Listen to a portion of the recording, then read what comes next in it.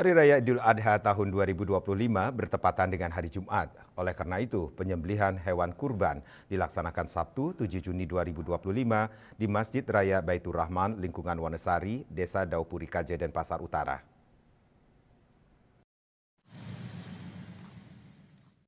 Ketua Panitia Idul Adha Masjid Raya Baitur Rahmah Haji Marsuki Fatan mengatakan, untuk tahun ini Masjid Raya Baitur Rahmah sudah menerima 10 ekor sapi dan 50 ekor kambing dari masyarakat sekitar Denpasar.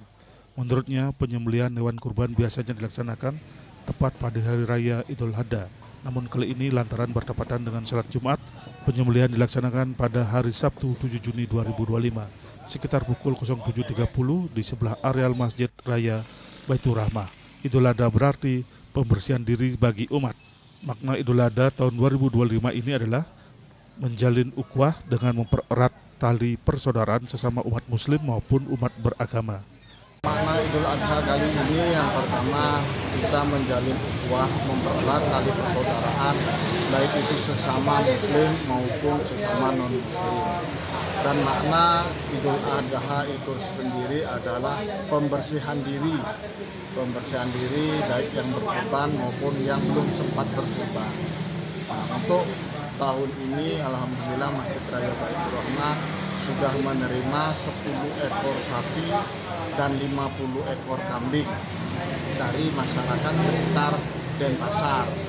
Dan untuk penyembelihannya akan kita laksanakan besok hari mulai pukul 7.30 waktu Indonesia bagian tengah.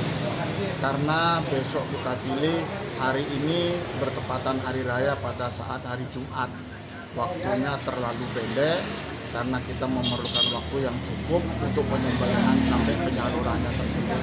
Maka dari itu kita ambil waktu besok hari Sabtu tanggal 7 Juni bertempat di sebelah Masjid Raya Baitur Rahmah.